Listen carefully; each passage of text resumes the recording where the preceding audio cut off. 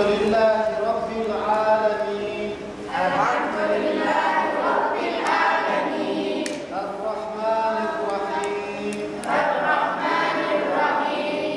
مالك يوم الدين اهدنا الصراط المستقيم غير المغضوب عليهم ولا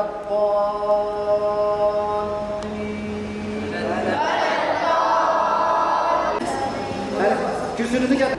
Şöyle gel. Cim, zel, şın, zı, baf, nu,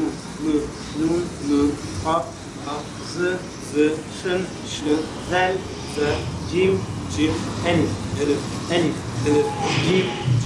zel, şın, zı, baf, nu, baf, enif, cim, şın,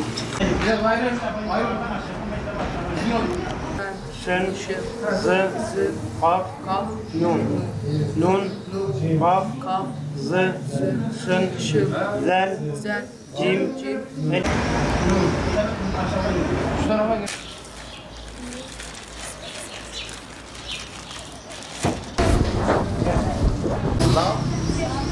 Lam elif he.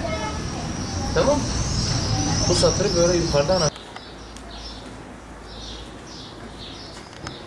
Söyle bakayım. Ahlakı Kur'an olsun. Camiler çocuk dolsun. Ahlakı Kur'an olsun. Söyle bakayım. Biz çocuklarımızı seviyoruz. Okullar tatil oldu. Çocuklarımız camilerimize koştu.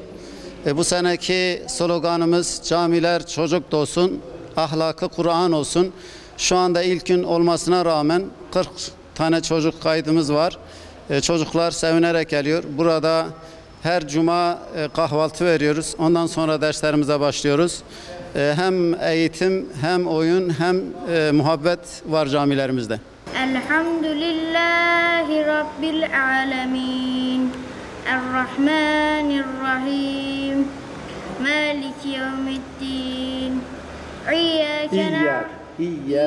İyyâke na'budu ve iyyâke nesta'in. İhdina sıratal mustakim. Sıratal lezîne en'amte aleyhim. Gayril mağdubi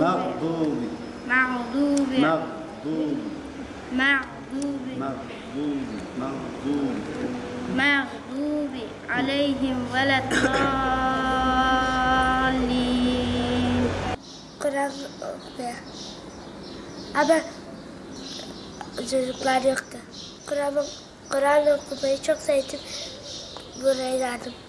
İslam'ın şartlarını öğrenmek için, imanın şartlarını öğrenmek için, Allah'ın bize neler gösterdiklerini, namaz kılmak için, güzel bir hayat sürebilmek için. Kur'an öğrenmek için geldim. Arkadaşlar edinmek için geldim. Güzel şeyler öğrenmek için geldim. Peygamber Efendimizin hayatını öğrenmek için geldim. Evet. Ayin, Evet. kef, Evet. vav, Aferin. T, te, ha, ha, z, z, dat, dat, gayn, gayın, lam, lam, lam elif. lam. Allah'ın bize verdiği nimetleri öğrenmek için, İslam şartlarını öğrenmek için, Kur'an'ı öğrenmek için, Peygamberimizi öğrenmek, Hazreti Fatma'nın yolundan gitmek, güzel bir hayat yaşayıp cennete gitmek. Hocamız bize Kur'an öğretiyor. Abdesti, namaz kılmayı öğretiyor. Böyle çok mutluyuz, ailemize terbiyeli olmayı öğretiyor. Kur'an-ı Kerim'i öğrendik. Elif Ba'yı bilmeyen arkadaşlarımıza Elif Ba'yı öğrettik. İmanın şartlarını öğrendik. İslam'ın şartlarını öğreniyoruz. Abdest almayı öğreniyoruz. Onun gibi şeyler, dini bilgiler. Çocukla da olsun, ahlakı güzel, Kur'an olsun.